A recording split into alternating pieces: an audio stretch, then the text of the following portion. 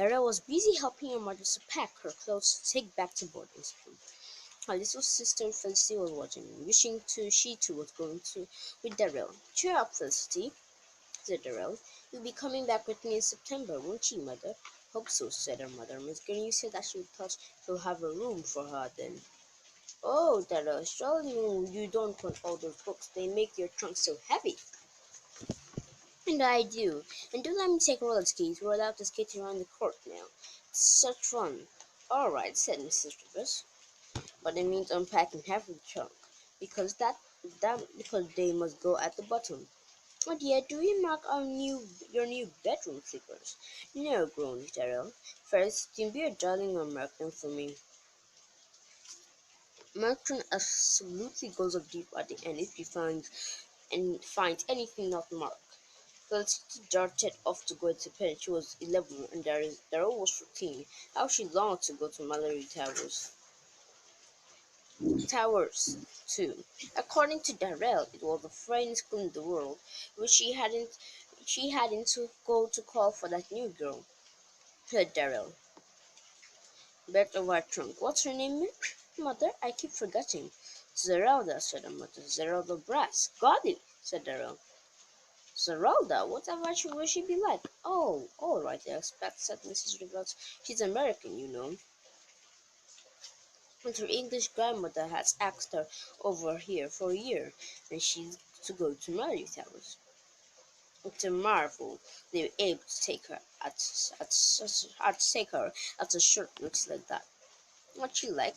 asked Darrell. "Have you seen her?" "Not, no, no, only, only a photograph," said Mrs. Rivers.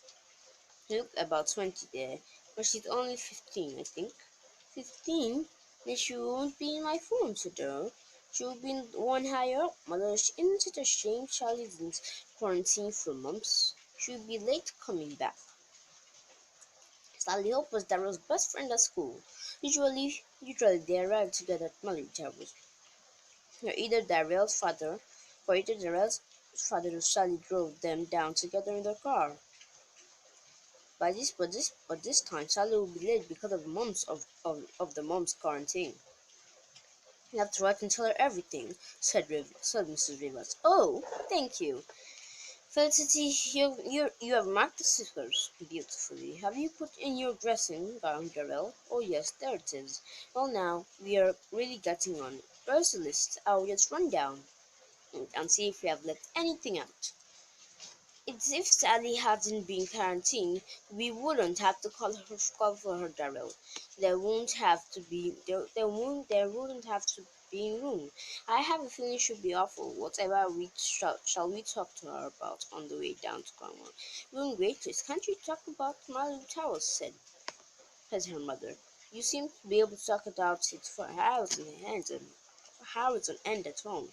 At last packing was done. There was the usual hunt for the key of the trunk, which disappeared each holiday. "Have you signed my health certificate, mother?" asked Darrell. "Where is it?" "It's in my nutcase." "Right. I wonder if Irene will have to go got her safely in this term." Welty giggled. She loved hearing about the harum scarum Irene, who was always started off safely with her health certificate and will never find if she when she arrived. Darrell's father was driving her mother and Darrell down to Mallory. The next day they had to start early, so all the packing was done the day before. All that Darrell had to do next day was to go round the house and garden with Felicity and say goodbye to everything, even the hens. "I shan't have to say goodbye to you in September," Felicity. "Well, goodbye now, and just see you get on well in games this time, so I can be proud of you when you come to Malay Towers." They were off at last, purring away down the road west country. It was a lovely day in January, cold and sunny. Darrell pulled the rug round her. She was sitting alone in the back of the car. Her mother was in front. Soon they would come to the Zerolder's house, and then Darrell would have her in the back with her. Zerelda lived in a big house about 50 miles along the way, and grandmother had been a great friend of Mrs. Rivers. River's mother, and it was really Darrell's grand. Asked Mrs. River if she could fetch and take Darrell down to school with her, with Darrell. School with Darrell. I think it would be so nice if she and Darrell could have a good long talk about school, said Darrell's granny. Darrell is sure to feel a bit strange going to school in a different country, but Darrell didn't feel very pleased about it. She was disappointed they couldn't fetch her, your friend, and somehow she didn't like the unusual dislike the sound of Zeralda. Was the unusual name, or was it that she felt her mother didn't altogether like the sound of Zeralda either? Anyway, they'll soon see. There's nothing, said Mr. Rivers, seeing the name on the signal post. This is where we call for the American, isn't it? Yes, said Mr. Rivers, looking at the card in her hand. Turn to the right by the church. Go up the hill, turn to the right again, and you will see a big white house. That was the and soon drew up to a big white house, almost a mansion, a housekeeper at the door. Then a smart little lady running out, the friend of Darrell's granny. This is kind of you, he said. Zeralda, are you here? No, Zeralda appeared. Mrs. Rivers said they wouldn't come in and have coffee, as they wanted to be at the school before that.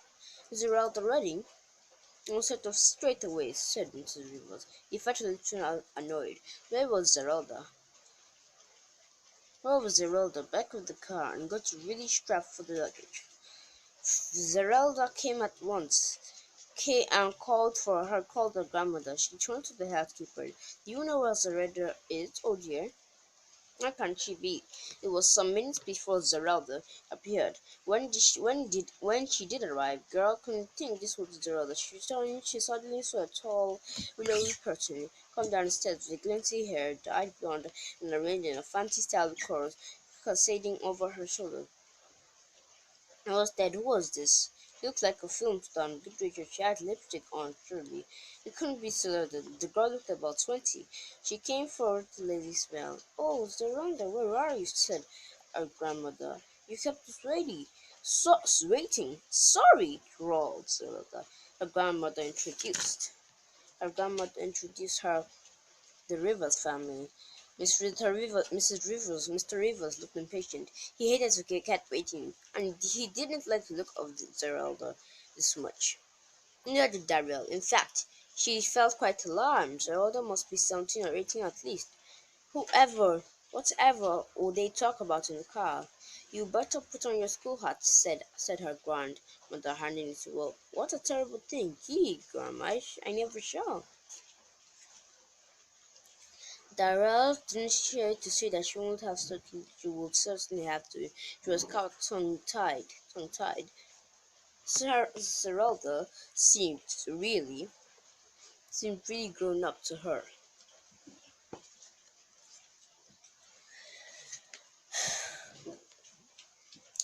Grown up. So it was only her looks and the way she did her hair.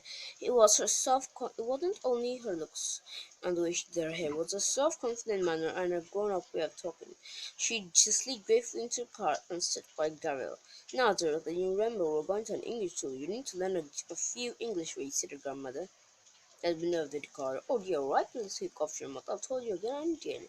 If won't do here, you seem to think you're 18, but you're only a schoolgirl. Never mind you.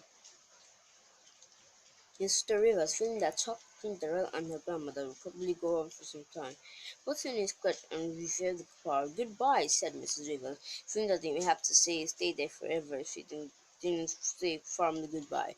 The car moved off. Darrell's grandmother was left still, looking at stop in speed dial. Mr. Rivers heaved a high sigh of relief and looked at his wife out of the corner of his eye. He looked back. Darrell caught the look and felt a little uncomfortable. Daddy and Mother thought the same about Zeralda, and she did. Have you got enough frog? Asked Darrell. Darrell asked politely. Yes, thanks. There was silence. Darrell racked her brain to think what to say. Would you like me to tell you something about my towel? She asked Darrell at last. Go ahead, honey, said Zerelda rather sleepily. Spill the beans. Our class teacher like? Well, you won't be in my class because you're 15, aren't you? Nearly 16, said Zerelda, putting her head. No, I guess I won't be in your class. You're not very big, are you? I am big as anyone else in my friends. And she thought to herself that if she wore her hair in the same clothes which Zerelda did, she too would look tall. She began to talk to she began to talk about Margaret Talbot. It was her favorite subject. So her voice went on and on, telling about the great school with four big towers, one at each corner, the court in the middle, the enormous pool, the rocks filled by the sea each tide, where the girls bathed in the summertime, and each tower had a dormant, where we sleep, and our common rooms, the rooms we play about in, when we're not in class, said Daryl. Our house mistress is Miss Potts. By the way, which tower are you in? There was no answer. The red looked anchored indication at Sarah that she was fast asleep. She hadn't heard a single word of all that Darrell had been telling her. Okay, this is chapter 2, page 9. I'm just going to read the last page and then this. Thank you for listening. Darrell was so annoyed with Zelda for falling asleep. Yesterday he told her all about while wistful. He told her all about her beloved Miley Towers, that she made up her mind not see another word when Zelda did wake up. To wake up, she took a good look at the American girl. She was certainly very striking, though her name was not very nice, really a very nice shade of gold. Darrell thought that Brass was a good surname for a girl, though her hair did look brassy. Darrell wondered if it had been dyed, but no, surely nobody would just do that. Perhaps girls grow up more quickly in Zeraldo, though. It's a pity she's coming in Mallory Towers, thought Darrell, looking closely at Zeral's beautiful powdered face with its curly eyelashes and rosy chin. She just won't fit, though Gwendoline would love her, I expect. But Gwendoline Mary always does her silly heart to people. Those are silly as people like Zeraldo. Miss River looked back at the sleepy Zeraldo and gave Darrell a comedly grin. He smiled back. She wondered what Zerald's father and her mother could be like. He thought they must be pretty odd to have a daughter like Zeraldo. Thank you. Goodbye.